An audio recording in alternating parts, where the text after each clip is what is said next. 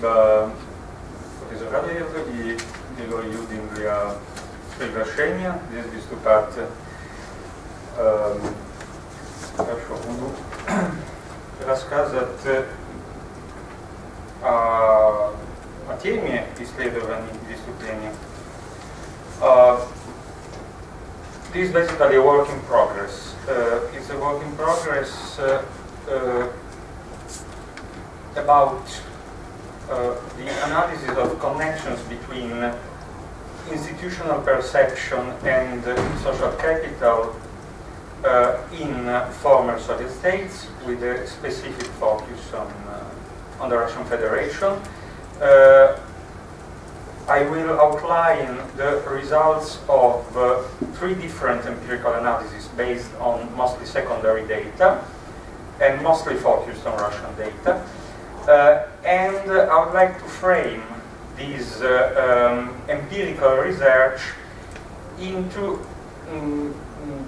broader theoretical issues related to the theory of social capital accumulation in development studies and related to some open issues in social capital-based studies on post-Soviet transition. So I wish to apologize in advance in case the presentation will look a bit heterogeneous and not so systematic, but as I mentioned, this is a work in progress that led us to formulate many questions, but we didn't answer all questions yet. So I will start by describing, outlining different theories of social capital accumulation. Then I will move to the main topics and open issues in social capital-based studies on post-Soviet transition.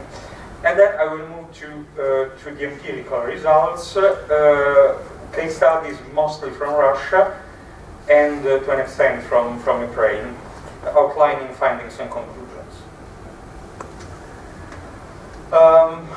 I would like to start from the social capital concept to outline the conflicting definitions provided by the researchers that first in the 1980s, 1990s made the concept popular. Just to show that already in the original formulation of the concept we have some, as I mentioned, conflicting views that have relevant implications for the use of the concept in the context of community studies, development studies, transition studies, and so on. In Pierre Bourdieu's formulation, social capital is an individual or group resource, and it's mostly a metaphor. A metaphor for an intangible tool of advantage, for power, and for domination. In James Coleman's formulation, social capital is a set of neutral assets which can be put to positive or negative use. It is a possible source of socio-economic benefits, and it is a sort of link between social structure and individual agency. So it is a concept, a framework that allows conciliating structure and agency. In Robert Putnam's view, which to these days is by far perhaps the most popular, especially in community studies, in development studies, social capital becomes a collective good, a sort of community resource, which is mostly positive in the sense that it is the basis of a pluralist society. It is source of social cohesion and socio-economic development. Some negative externalities and some negative forms of social capital are acknowledged by Putnam, but mostly we are talking about a collective resource with positive externality. From Putnam, we also have the most common and popular taxonomy of social capital as consisting of, on the one hand, a structural component, which is civic engagement, and of a relational or cognitive component consisting of mutual trust, collective values, collective norms. In development studies, Putnam's view is, as I mentioned, the most common. But there are several views related to the accumulation of social capital in communities, in national communities, in territorial communities in general. The first and the most common is directly descending from Putnam's conceptualization of social capital. And it has been defined by Michael Woolcock and Depanarayan, who in the early 2000s tried to systematize the debate on social capital accumulation as the communitarian view. So basically, according to this view, social capital is basically the result of civic culture, specific civil culture, which is ideal for civic engagement, for social cohesion, and as such, social capital is a driving force behind socioeconomic development. It is basically a source of socioeconomic and in general sustainable development in territories, and it is the result of a culture of civicness which is present, historically present, in specific communities and absent in others. The opposite view that Woolcock and Ariane named the institutional view sees social capital as basically a dependent variable. Social capital will be an outcome of institutional activity, of institutional quality, of institutional accountability, institutional performance. That is, social cohesion and civicness are the result of institutional initiative and institutional quality and good performance. Woolcock and Ariane propose a sort of synergy view able to encompass not only the communitarian and institutional point of view, that is the role of community and institutions, but also to incorporate to an extent the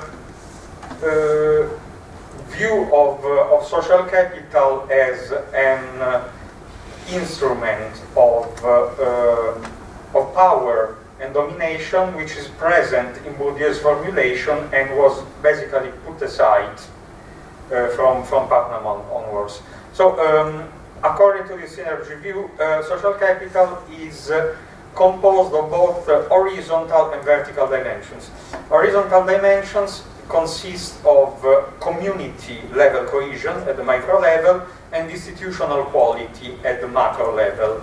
But there are also top-down and bottom-up vertical linkages, which basically represent the embeddedness of the institutional bodies within the community and the capability of the community to open a dialogue and to have a say in institutional matters. So basically, these vertical linkages summarize state-society relations.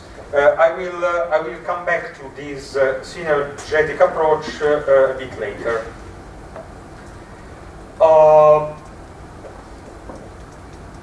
there are criticisms of social capital of a radical kind that should be taken into account whenever considering the framework, the concepts, and applying it to, let's say, any kind of research question related to sociology, to political science, and so on. Putnam social capital has been seen as a sort of depoliticizing language by some authors.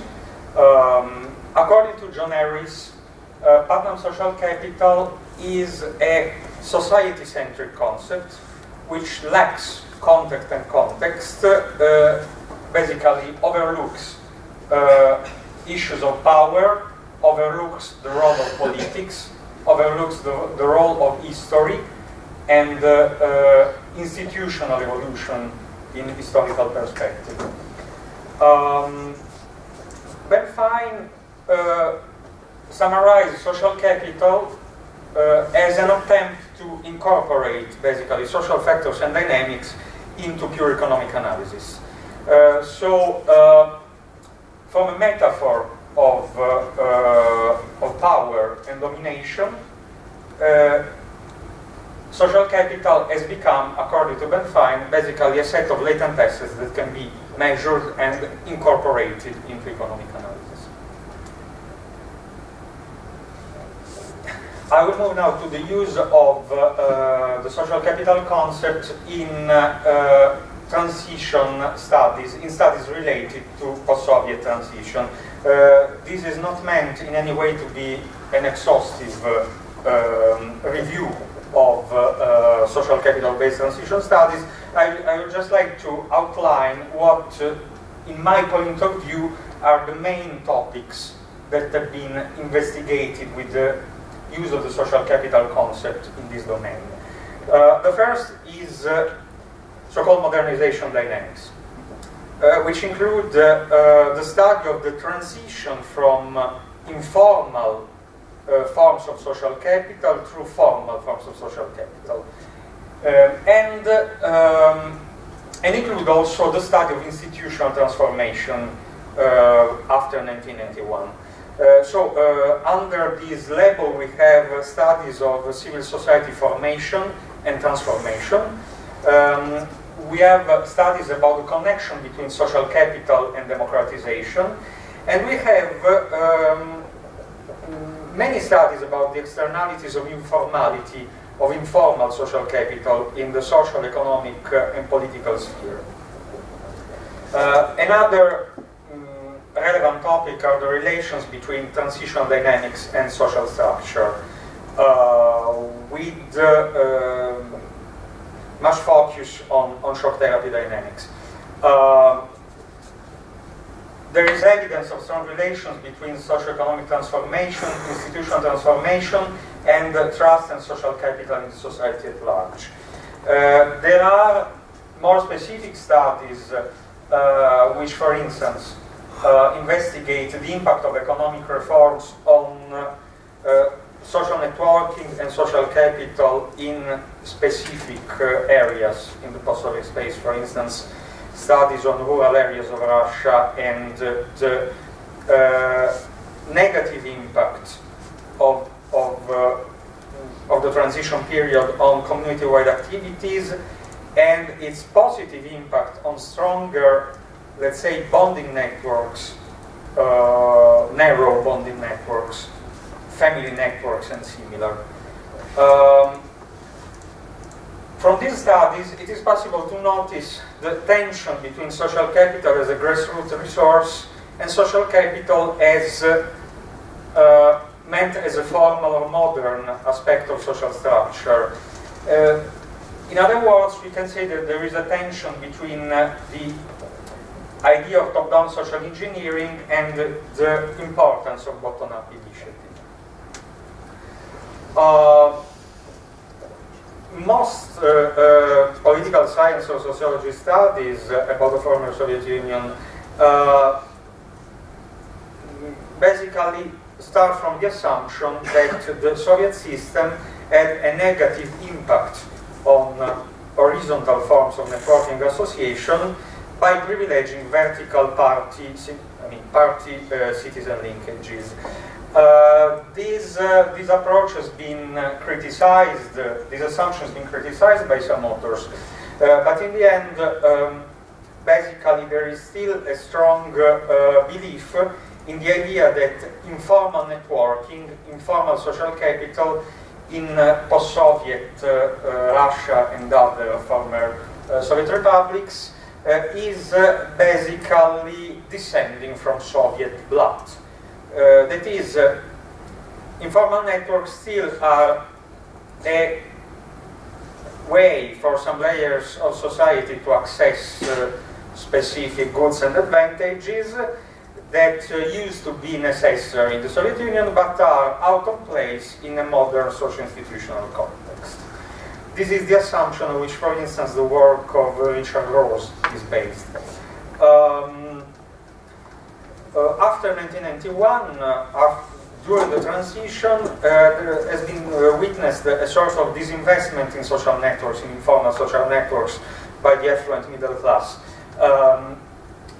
Those goods that will be accessed only through blood now could be accessed through money, basically. But informal networks still in the 1990s were crucial for the poor layers of society as in terms of survival strategies, in terms of sort of substitutes for institutional welfare, and for the elites in order to preserve and consolidate political power and to promote public trust. So basically, personal informal networks are seen generally in a negative light,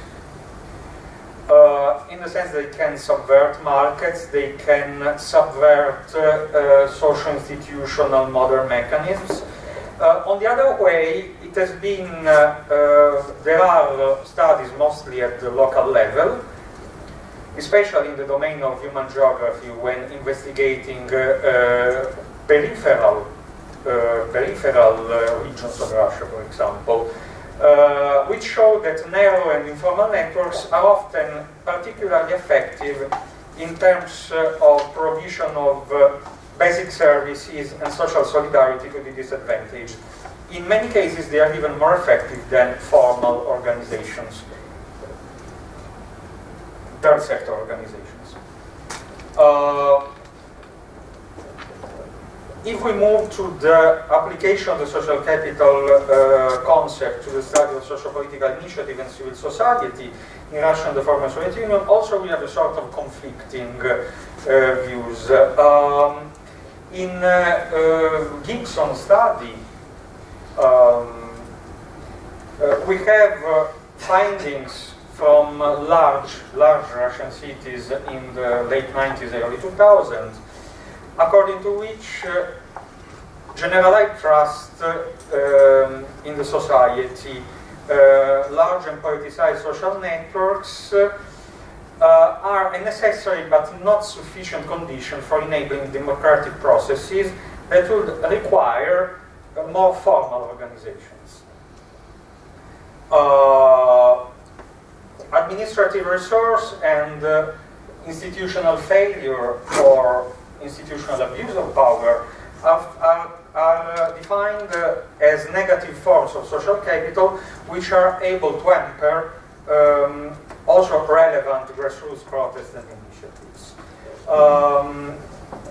Some studies, I'm quoting here Abel Polese's studies in Georgia and Ukraine, have found that the transformation of informal social capital into formal organizations with on the basis of a complex mix of top-down and bottom-up dynamics have produced positive political effects of transformation. On the other hand, the institutionalization and transformation of civil society from grassroots activism to a sort of professional third sector has basically been found to depoliticize the civil society and creating subsequent marginalization of contentious groups. Besides, top-down initiatives in order to incubate the civil society have also been found to basically to distort the mechanism of civil society formation in post-Soviet countries, in particular when promoted by foreign political foundations claiming a preformed knowledge of democracy and civil society, this way excluding the more marginalized groups of society, from the poor to the elderly, from the overall civil society and democratization discourse. So we have a sort of tension between formal and informal dimensions of social capital. Informal social capital has been found to be a backwardness symptom, but also an effective resource for the dispossessed, able to provide, with access to services, to social support and solidarity, and in some cases also to promote grassroots activism. On the other hand, it has been found to be politically constrained and ineffective, and to create, in certain contexts, market distortion, privilege, corruption, power asymmetries. As for formal social capital, the debate is whether this is a politically effective evolution of informal networking and grassroots activity, or whether it is a normalization phenomenon which depoliticizes grassroots activism. Some authors hypothesize that there is a complementary rather than contradictory role of informal and formal dimensions of social capital. One thing that came to my mind is that in this discourse, basically what is lacking is the relations between institutions and citizens and their implication for development of social capital. That is, there are many studies about institutional transformation, the impact of institutional transformation on territorial development, socio-economic development, social structure. There are studies about activism and intermediate institutional bodies, formal and informal institutions, but there are not so many studies about relations between institutions and community, between state and society as a whole. And here we come back to the synergy view of social capital accumulation, which, as I mentioned, takes into account not only intra-community ties at the micro level and institutional integrity and capacity at the macro level, but also vertical state-society ties, which are both top-down and bottom-up linkages, and which are in general overlooked in quantitative research, not only in the context of post-Soviet transition. According to this view, civil society is not that much a source of transformation, but a sort of outcome of community, of the interaction between community and institutions. So this is a scheme of social capital accumulation according to Michael Woolcock, and I would say that this approach is also vulnerable to some criticisms that are targeted at the social capital concept as a whole, but it has the merit of incorporating vertical linkages in the framework in a systematic way. What I mean is that in transition studies and to an extent in social capital studies as a whole, the investigation of these vertical linkages, that is, as for the from the top-down point of view, the capabilities of institutions to open channels of dialogue with the society, and on the other hand, the capability of the community, of the society, not only of achieving social cohesion, but also of exploiting, let's say, formal linkages for dialoguing with institutions. Well, these aspects of social capital accumulation have been, to a large extent, overlooked in empirical research and in particular in quantitative studies. I will move now to the empirical analysis, and our ambition basically consists in connecting the dimension of institution-citizen relations with the micro-level dynamics of social capital accumulation. So our research questions relate to how do forms of institutional perception correlate with informal networking and traditional dimensions of social capital, such as generalized trust in the society and civic engagement. In particular, we try to investigate which forms of institutional perceptions do correlate with generalized trust and civic engagement. What is the correlation between informal social capital and civic engagement and generalized trust, which is considered a more modern and sustainable form of social capital? Then what is the correlation between these two dimensions, civic engagement and generalized trust, which according to the common let's say, wisdom in community studies should be strongly and positively correlated. We consider civic engagement from a socio-political point of view. So we were not interested in recreational activities or third sector activities in our study. We focused on socio-political forms of civic engagement, participation in political events, trade union demonstrations, political party activities, petitions, and so on.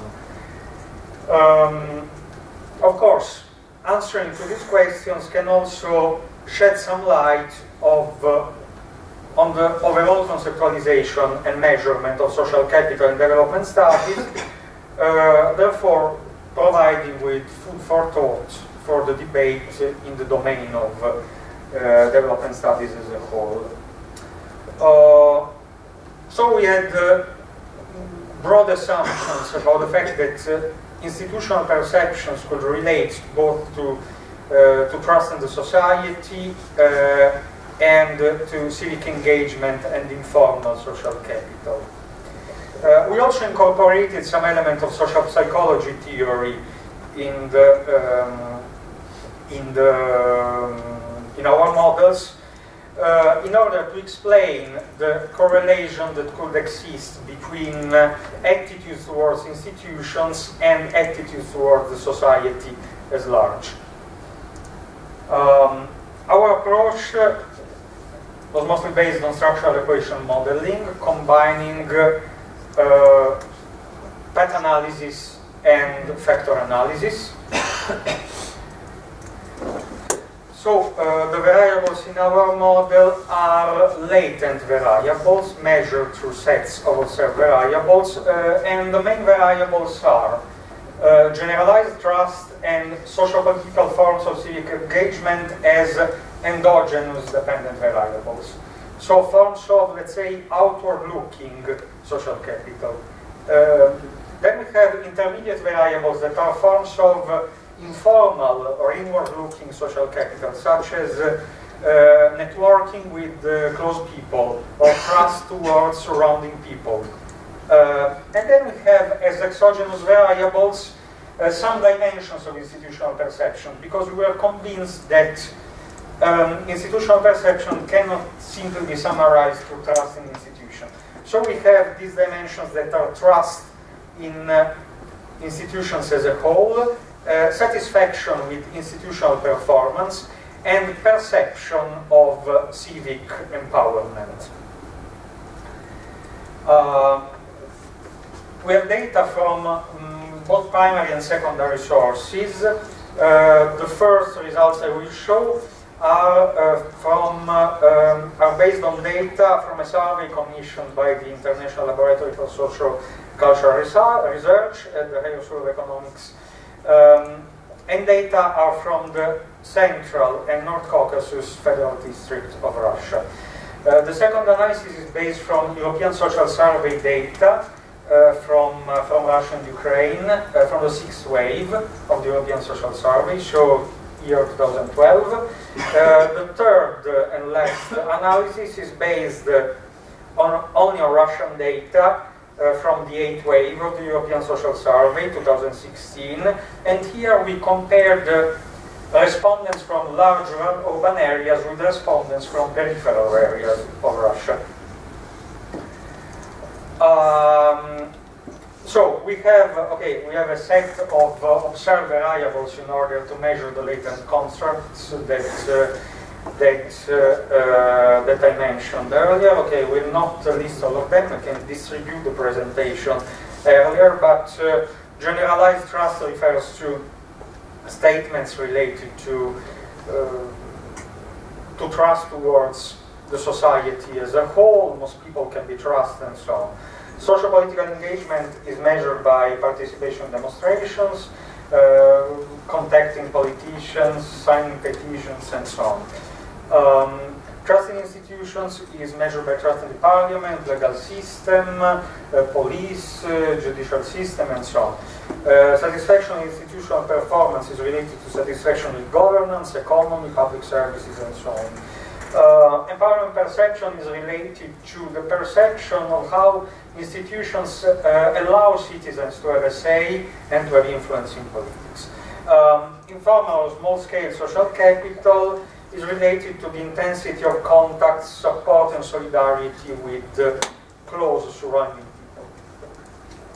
So, as I mentioned, one of the limits of this research is that these data were not collected for the sake of this research, so not all the latent constructs were, we were not able to measure all the latent concepts for all of these, for all of our models, so some variables are missing in some of the models. So, as for the first analysis about Central and North Caucasus Federal District, the survey was carried out in summer 2012. We have approximately 2,000 individual observations, and we found very similar results, both for respondents from the Central Federal District and from the North Caucasus Federal District.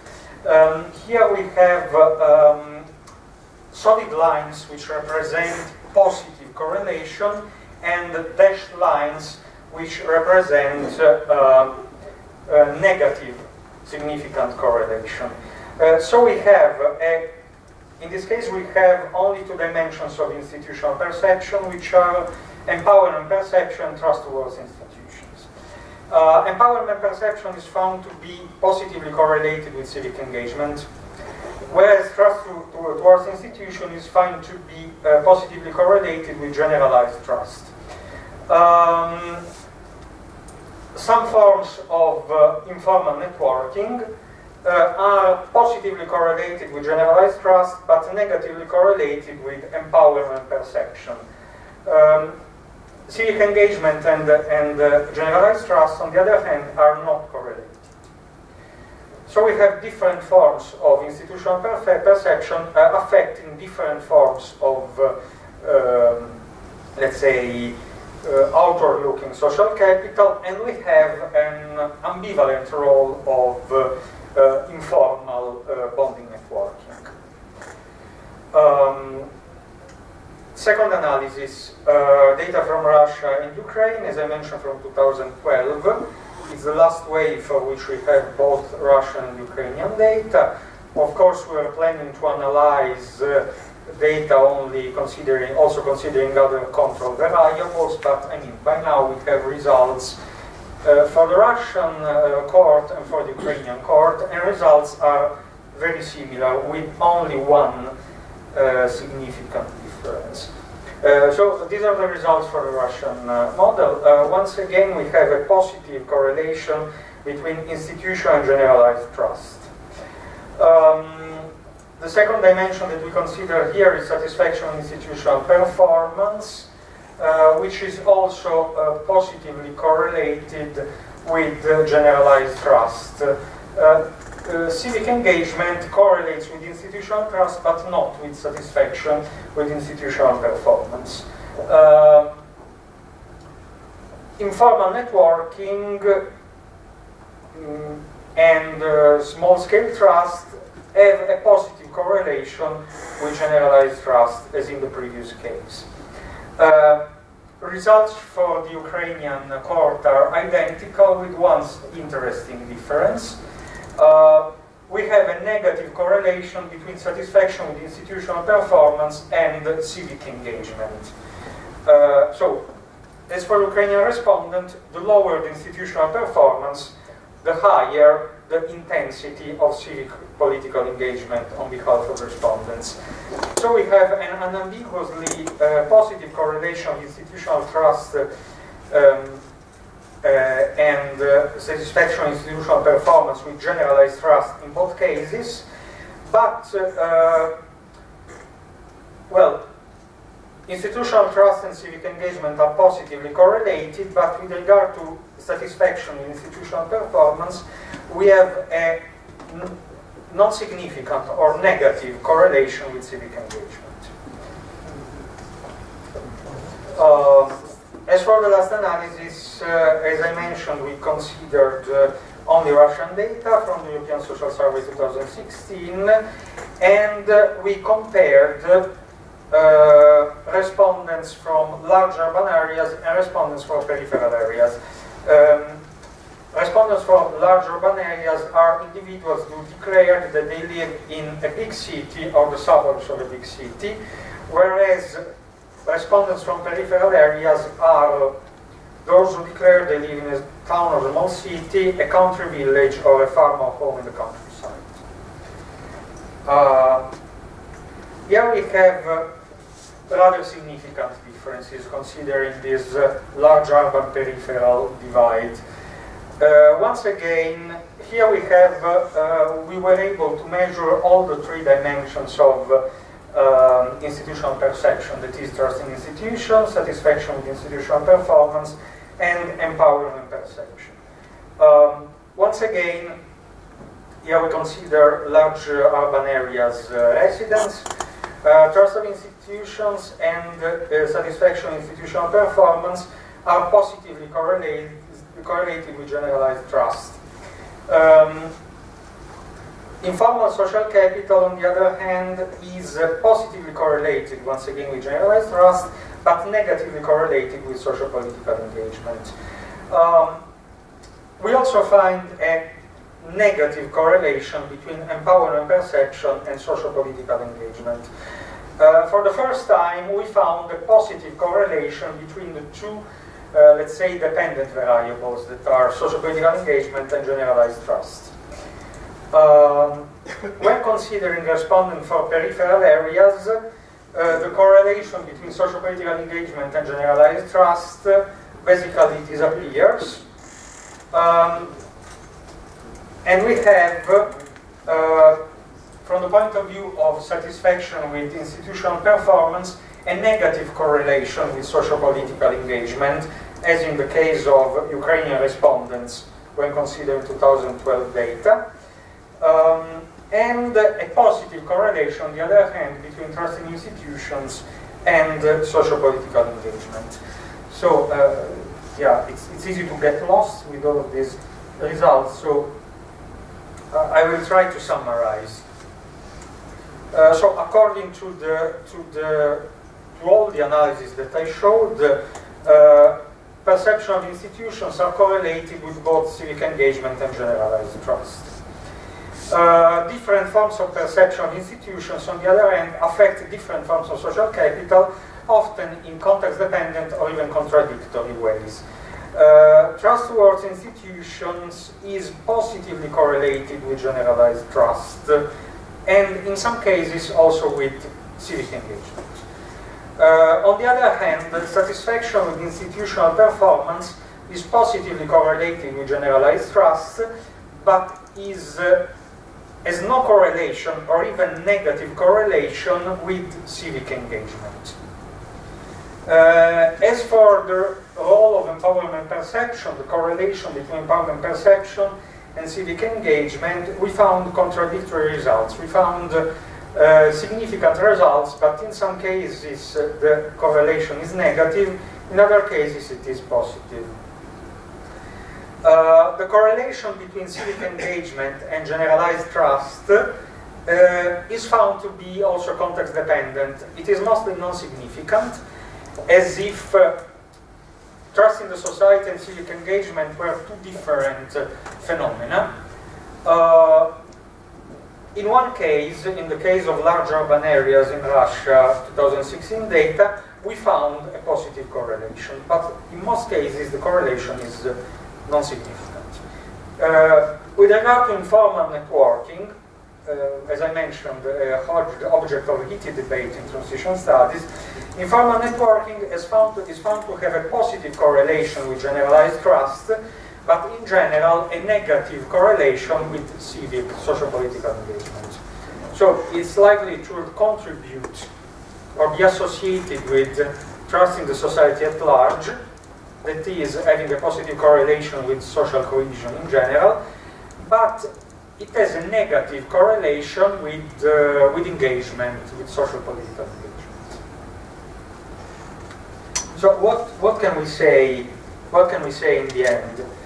We can say that okay, the correlation between social political engagement and generalized trust is not significant in most cases, and this will require further investigation because it is likely to say something about the correlation between the concept of social cohesion and the concept of social consensus. Is social cohesion positively or negatively correlated with social consensus? Another issue is the correlation that social political engagement seems to have with both trust in institutional bodies and lack of satisfaction with their performance. These at least might imply that measuring citizen-institutional relations only through the lens of trust in institutions as a whole can be a bit limitative. There is a difference between trust in institutions and trust in concrete institutional actors and their performance. The correlation between trust in institutions and trust in the society can be explained through perhaps through social categorization theory, through social psychology. Trust in large-scale social communities, sense of belonging to large-scale social communities can affect social cohesion. But this does not mean to be concretely satisfied with institutional performance. Lack of satisfaction with institutional performance is more likely to lead to socio-political engagement in under certain conditions. As for the correlation between empowerment perception and civic engagement, we found contradictory results, and this will require further investigation. Here the question is, does empowerment perception, the idea that institutions allow people to have a say in politics, is it beneficial for socio-political engagement, or is the lack of empowerment perception that leads to socio-political engagement? Once again, this can be context-specific. As for informal networking, informal social capital, we found a positive association with generalized trust, but a non-significant or even negative correlation with socio-political engagement. So we have an ambivalence of informal networking, positively correlated with social cohesion, but negatively correlated with engagement. These are the provisional conclusions, which look more like open questions than conclusions, but it would also be interesting to hear about your opinion or your view about it. So I think we are total 45 minutes and even more. So thank you very much for your attention and patience. And okay. case there are questions, remarks, criticisms, and so on, we can open the discussion in English or Russian as you wish. Okay, thank you. Thank you. Dear colleagues, first let me address the co-author. Alexander would like to add something at this point. Oh, thank you. No, okay. Then the floor is open for your questions and comments. As usual, we do not divide between the two. So, yes, please. Well, yeah, thanks for this presentation and a lot of interesting stuff. And of course, I mean, one obvious question is that some of the correlations or links that you mentioned are, well, the outcomes are counterintuitive, and particularly in the case of the lack of correlation between social political engagement and generalized trust, but also one of the further even further graphs, I guess. Yeah. The negative dashed line between the empowerment perception and social political engagement. So the obvious question is how would you explain that, drawing on the vast literature that you mentioned in the beginning? Well, this is starting from the correlation between social political engagement and generalized trust. I have an idea. I mean, it is a bit less puzzling for me than the second finding. In communitarian approaches to community studies, there is no distinction usually made between recreational activities, third sector activities, and political engagement. I mean, Putnam and people who followed in his steps did not make too much distinction between being members of a cultural club or being members of a trade union. So it's possible that the fact that the specific form of engagement that we chose, that is basically political engagement, can not go along well with, overall social cohesion. I mean, it can be also a measure of social conflict, and not always, of course, but I will not say that this is necessarily, this must be necessarily correlated with trust in the society. Well, there is this big theory that in order to act in a political way, in order to start a political movement, for instance, you gotta have at least some portion of generalized trust, of trust in people. So would that mean? I mean, would these results of your interpretation mean that we have to reconsider the dynamics of political action, If we focus on the most recent analysis about 2016 data, I will say that it depends, because we found actually a positive correlation in large urban areas. So under certain conditions, perhaps the two dimensions are not contradictory, even when you go along well, are positively correlated. We found no correlation in peripheral areas, and I mean it can depend on the overall social climate. Whereas I mean this will require perhaps a more specific, more detailed investigation of the factors behind socio-political engagement in certain geographical contexts. This is what I think. But yeah, I would say I would say it depends. Yeah. And the second one? Yeah, the second one is very difficult to explain, because basically the observed variable were formulated in exactly the same way. Of course, these were different research, but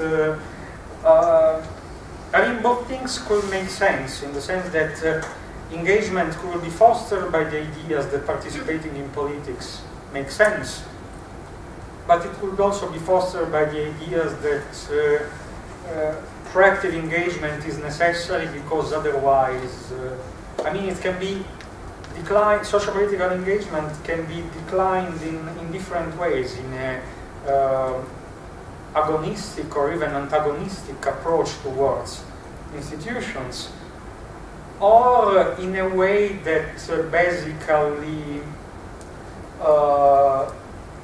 relates perhaps not to trust in specific institutional actors, but to confidence in let's say, in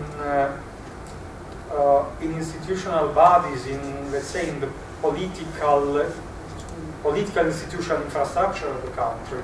So, I mean, it can be more or less agonistic or antagonistic, also depending on the context. So, I mean, I think that both negative and positive correlation makes sense, but yeah, this is the most puzzling result. So, I would say that. Well, just following the same issue. For me, also, well, some correlations look like as justified, explainable, but some others not. And let me bring one more example, just two examples. For example, first,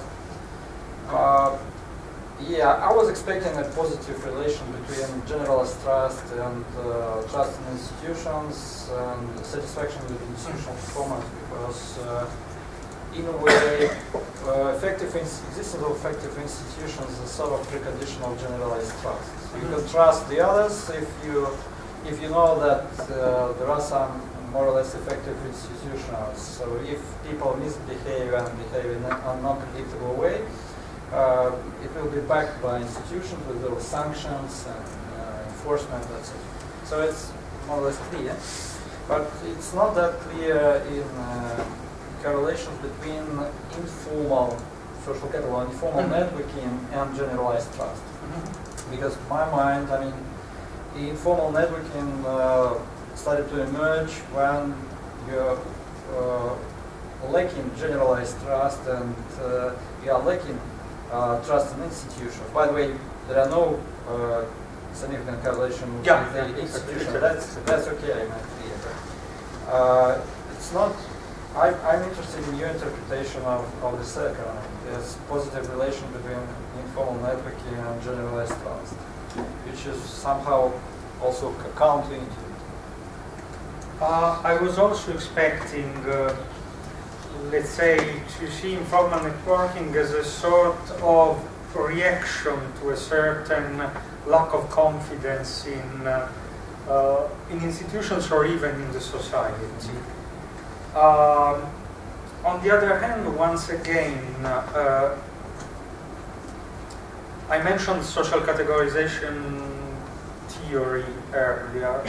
It's not common to adopt social psychology frameworks in community studies, social capital-based community studies, but I would say that in this case it can be useful, since it postulates that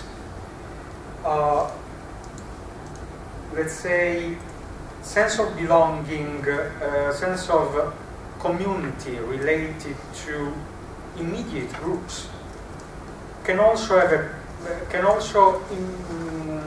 positively affect sense of belonging related to larger groups. That is, it is possible that positive experience related to interaction with surrounding people does it transfer to the larger community? Yeah, that's a possible interpretation. That's a possible interpretation. Because informal networking is presumes that you build up your ties on selective basis. Because you need some portion of generalized trust, but that's still different. But probably, yes, you're right that people respond. When people respond to the generalized trust issue, they just keep in mind their friends. In the case of the 2012 data analysis, we were able to operationalize both structural and relational cognitive components of informal social capital. So we have informal networking and small-scale trust and reciprocity. As you see here, the correlation chain is positive correlation between informal networking and small-scale trust, and positive correlation between small-scale trust and generalized trust. So it's possible that if we interpret this, although we have to be very cautious, as a causal chain, it's possible that intensive networking with surrounding people can lead to small-scale trust that can result in the long term in broader trust towards society. This is a possible interpretation. As a bridge to Yeah. Okay. Oh, yeah. Yes, ma'am. Yeah, just more a suggestion, half suggestion, half question. I understand that in your research of building your abstract model, which you then tested with all these correlations, you were led by a notion of social capital. Therefore, in the list of literature, since I qualitative, not quantitative, I recognized Subis Amaniemi and the Leonard. Unless maybe if you look strictly into social kind of like this particular word combination, social capital, you will build this literature. However, there is a by far richer literature related to the civil society, civic engagements, activism, among many other authors, like Caroline Humphrey, like Julie Hammond, like I'm not a specialist, but I've been kind of dabbling into that and just had to contextualize my study, therefore I'm promoting the literature. And in qualitative sociologists, like recently Karin Clement, or linguistic anthropologists like Maria Sidorkina, they are studying Novosibirsk общественность.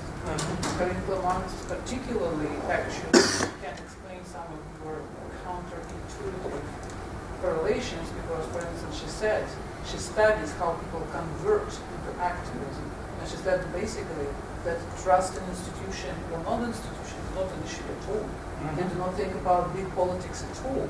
What they specifically point out, what does their reason and point, is that existential crisis related to their own personal life, or something to happen to their friends, to their pets, to their relatives. Then they become engaged, and it's kind of vigilante politics. Like everybody says, like institution sucks. There is no trust. This is something what they say is, when it comes to my house, I cannot longer stand, and then I become politically active. So my question actually is, you know about this literature and you purposely ignore it because it is not relevant to the approach which you are building, or you know it and it somehow otherwise doesn't fit. It doesn't help you in any way to clarify your model, maybe to adjust it to significant questions. Let's say that I'm partly aware of this literature, so thank you very much for the suggestion. And even without knowing in detail, for instance, about this Novosibirsk research, by, let's say, anecdotal knowledge that I have about, let's say, activism in Russia, I'm not, I would even say I'm not surprised of what you said. I mean, I understand the logical connection. Let's say that we had a sort of also of meta-mission to challenge some, let's say, framework about informality, about modernization, about democratization, which in my opinion still seems to be prevalent in a certain kind of literature, in quantitative political science or that would be wonderful as a first slide in your presentation, that was your meta-ambition, that this was, because I didn't get it that straightforward. That you have a particular meta-theory which you are challenging. Yeah, I mean, in radical terms, you could even say that the results of this research could be also a criticism towards quantitative analysis of and operationalization. Okay. So, yeah, I mean, there is no. I have no other question. No. There is absolutely no. Quantitative analysis is a means to approach critically in our view. So, as I mentioned in one of the first slides, this criticism about capital, social capital, turned from a metaphor into a set of latent assets. We just wanted also to understand to what it led to consider this set of latent assets in this specific context. So, yeah, perhaps the meta dimension is has been a bit, yeah, should be emphasized. But yeah, no, I mean. So the latent is the main purpose. So I'm glad to elicit response with regard to this specification. How does your analysis justify this kind of criticism? Sorry. How does your analysis justify this kind of criticism of this legal criticism? No, I'm not saying that it is criticizing. I'm saying that we were willing to challenge some specific assumptions in social capital-based transition studies, and for the, I mean, with regard to this specific ambition, I think we found rather contradictory results, rather counterintuitive results. In general, the whole discourse is aware of the fact that operationalizing social capital in quantitative terms has its limits. Democratization and absolute transition theory, which has been criticized through and through already, will predictably produce. What I can say, for instance, is that we try to incorporate in a sort of psychological, attitudinal way this issue of vertical linkages, which are very difficult to represent to structural equation modeling. We try to do it by operationalizing this institutional perception and how it can be correlated with, let's say, individual contributions to social capital. So, and we found out that there are the word this is not enough. The word institutional are all problematic terms which very often taken for granted, which is kind of axiomatic or something. Okay. Yeah, so I mean every single distinction in your presentation for me is problematic. From formal and informal, from communitarian and institutional, all of them has very rich literature attached to saying that they are very often bullshit distinctions. But yeah, I agree to a large extent. We just use these latent concepts and try to see what it means. Show quantitatively that they are problematic. Yeah. I mean, it's not blind faith in great, it's so nice. Make people happy. Yeah, thank you for the presentation. My comment will be related to not to the measures, but to the concept of informal networking. Maybe one of the suggestions could be that you will divide inside this like general concept two sides. One of them related to the strong ties or family ties, another will be related to friendship ties and other kind of peers. That could be. Why? Because I can address you to one of the papers 5 years ago written by Alberto Alicina. So one of the logics was that since you rely on the family ties while providing some services and general communication, you will not participate in civic engagement and political issues, because family ties are more locked in, you invest in your family. That's why you take distance from some institutional levels. But in your model, you just try to divide formal and informal, institutional and informal. But if you will divide this part on like informal, but inside family ties and friendships, maybe you will get some other results. Yeah, thank you for the suggestion. I have to say that when we could do it, as in the case of the analysis of data from Central Federal Okrug or Caucasus Federal Okrug, we consider two dimensions of let's say, networking, one related to family and one related to friends. So we have some results in this model, and we found a negative correlation between these two dimensions, and we found that only family networking was correlated with generalized trust. So in any way, this requires further investigation. With regard to the analysis based on European Social Survey data, we put together observed variables that were related to interaction or trust towards surrounding people as a whole.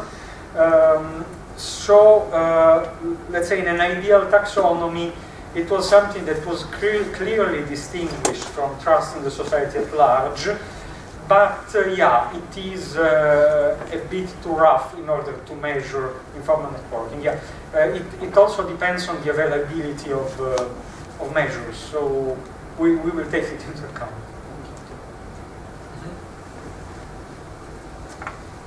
Any others here? Yeah, just a short follow-up on this discussion. Is there I mean, I'm still looking for some theoretical explanation for all these puzzling correlations. So, is there any reason to suppose there might be a measurement error? This is something that Vadim hinted at. People might be misunderstanding the question about generalized trust and having in mind only those with whom they communicate. Just because the level of real generalized trust is so low that in Russia nobody would ever think of like really trusting the people, which is like insane. And that's why the question might be misperceived as the one related to. There's another meta question. Yeah, I mean there are, let's say, standard formulations or questions about generalized trust that you can find in the European Social Survey, in the Eurobarometer. Whether these questions are loaded and can lead to misunderstanding, yeah, it's. Have they been tried in Bangladesh, China, India? Yeah, there's a lot of studies about measurement invariance in these questions. At least in the Asian barometer, yeah, there are such data that I have, but I didn't analyze yet from China, including the special administrative regions, from South Korea, from Japan and South Korea. Yeah, so I mean, this will require, yeah, perhaps sort of. Were they adjusted for these countries, or they were just transferred? They were basically transferred. So. Well, I would say that they are adjusted because, like, the way that it's formulated in Russian is not a literal translation of the English question. Yeah. Okay. I mean, I think the original root is in the English question, and of course it is formulated in a way that is consistent with. There might be a difference of meaning. I mean, adding to this confusion, I'm already confused by something that I've learned just a couple of weeks ago. That according to the most recent wave of World Value Survey study, I don't know if anyone had ever chance to look into it because it's not yet available. But they tell us, the people who had a chance to look at it, tell us that there is a huge increase in generalized trust there for Russia, which is completely positive for me. I mean, I see. But one of the reasons could be that they changed the way they conduct data because now it's online. I think it is online. I think yes, because now it is combined. EVS is combined with survey. No, I'm talking about WVS. No, everything. Yeah, but now they merged them. Yes, they merged for this way. Okay. And Yeah, I heard in Italy that they conduct data through online service. That's why maybe they just ask people those who have a connection to. Well, so when studying field questionnaires online, people are getting to trust the people. Yeah, but in general, we have such results. But anyway, anything could happen. Yes, I agree. When Maybe. change method. Okay. Yes. I just to give some remarks about generalized trust. Those questions and statements which used in ESS data and in our survey was adapted before in the Russia by cognitive interview. So your comment related to measurement invariance is good if we, for example, compare Russian data and Chinese data or other Asian data, but here we don't compare our data with data from other republics and countries, but for Russian sample, these statements were adapted. But can I ask you also then a question? So how do you think when people are asked this kind of question, do you believe people, or could people be trusted or not? As I remember, this was the formulation. So most when people can be trusted. answer, they perceive that this is about, they asked about strangers, because one of the ideas is, okay, I have family, I have then neighbors or friends, but then I have strangers, those who are, I don't know them. So then if why I'm asking, when I ask this question, my answer is about those people whom I don't know, they are strangers for me, or these are in general. Can we trust people in a society or something like this? So for me, sometimes when I try to read the question, I understand that for me, like a European methodology, this is about strangers. Yes. Yeah? Mm-hmm. This is not interpersonal trust. Yeah. This is about, but strangers are not some abstract people. They are strangers. If I will, because this is not my neighbor, People this is in not general. my family member. It's not strangers, it's people in general, it's society No, but in general, I think that including strangers. But according to methodology, to my mind, the question was about strangers. Well, not exactly. Strangers and other people. No, not Just exactly. You understand that in English, Because they can do- subtlety may they lie can do simply how with the to- usage of the definitive or indefinitive articles, which in Russian are absent. So even English is, can people be trusted? We can add people, meaning generalized people. While in Russian, even the absence of articles basically already might mix people up, because some might think, like some people, some close people, some are strangers. It's a contextual, cultural together. People are different by definition. So I'm just interested if anyone looked into those subtleties of cultural Well, translation. actually Not they just did, linguistic, but cultural translation. This is what I think Ivan is asking. Before starting empirical research, usually psychologists and sociologists who organize this research do so-called cognitive interview. They ask their respondents the same questions like your question, and more respondents answered that they think when they listen this question about most people in general in Russia. So when we have such papers, we can read them. We can read these methodological papers about these questions. How this? Are there any reports about that? How this kind of cognitive, I do know evaluation was? reference on the methodological paper, but for example, when we organized our big survey in 2002, we did this cognitive interview. Any other interventions, questions, comments, whatever?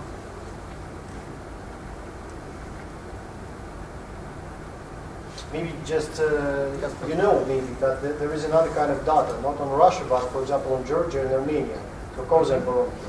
You can compare, because to my mind, one of the countries that could be interesting to compare with is Georgia. There will be another kind of correlation. Yeah, once one my Chinese colleague explained me why Chinese people demonstrated high level of generalized trust. He said me that in reality generalized trust in China is low, but Chinese respondents try to look like polite people. As a consequences, they agree with this question. As a consequences, they receive high trust. This is a clear measurement error. Yeah, but in China, not in Russia. Yeah, but then I mean I second this comment, because it probably all these results would only make sense in comparison with something else, because it is not clear at this point if these results can be valid or applied to to former Soviet Union countries, or to so-called developing countries, or to countries with low levels of generalized trust, or to what? Why Ukraine, Russia? Yeah. And Georgia. Or Russia Yeah, then Ukraine. Well, I mean, that was based on the availability of data. And at the moment it seems, interesting to compare these dynamics in Russia and Ukraine. But I mean, those are 2012 data, by the way, so they are not even that current. No, I mean, I think what was interesting in this discussion about generalized trust was the interpretation of respondents, to which extent they think about abstract people or concrete strangers, because we found an unquestionably strong correlation with trust towards institutions. I mean, between trust towards institutions and generalized trust in all cases. It is not only a very significant correlation, but it's also very strong compared to the others. So I think that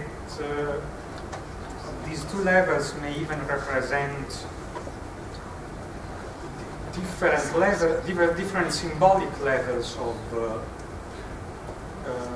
a community, according to the respondent. To what extent? To find out. How can you test it? Well, of course, we cannot test the bias of respondents of interpretation of response,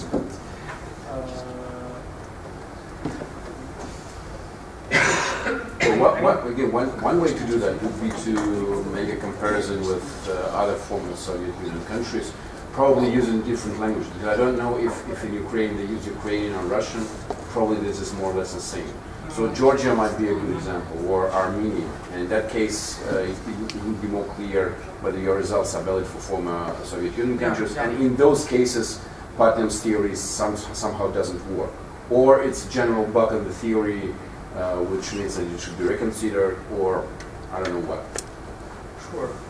Another thing could be that, because for Georgia, for the example of Georgia, usually the response is about the size of the country. Okay, we see that there is a high level, or besides, but Russia is big, Georgia is small. But that, what could be interesting, and for Georgia, I think that we can find is that, and for Russia also, is to see the dynamics.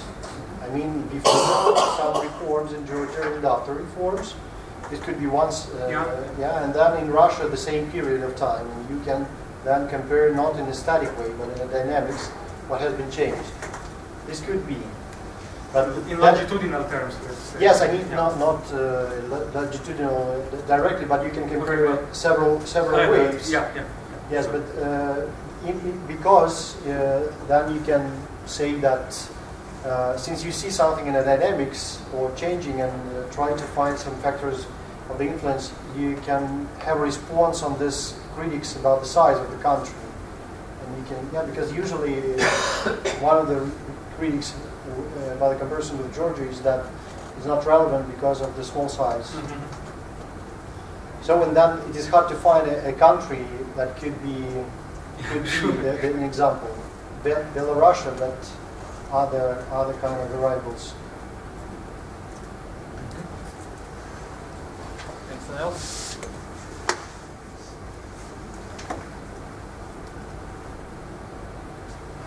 Okay, so do you have any concluding remarks?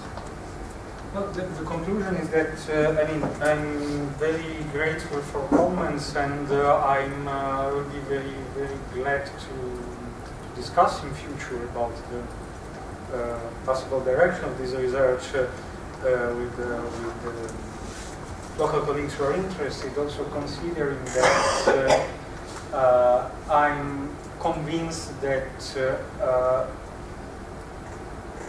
this research can only benefit from, I don't know, mixed methodology approaches and incorporation of other points of view, of other theoretical threads into the framework. So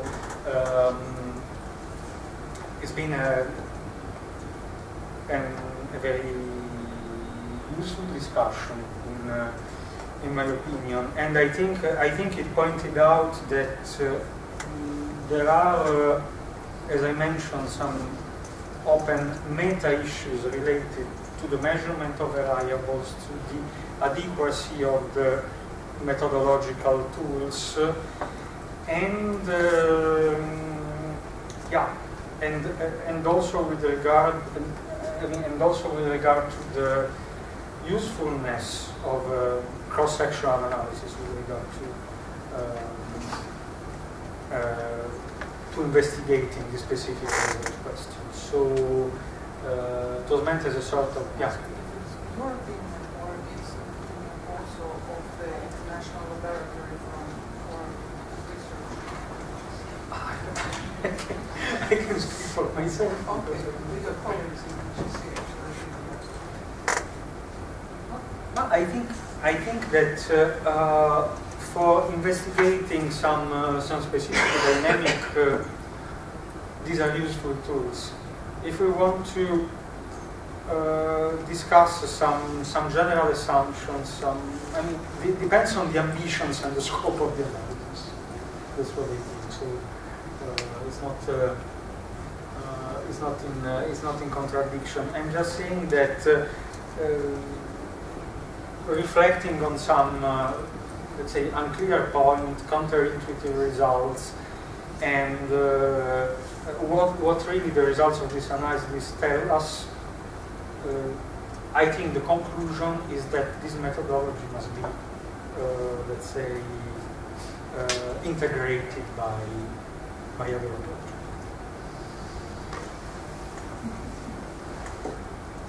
I just have a very different impression from what I don't think the question is methodology.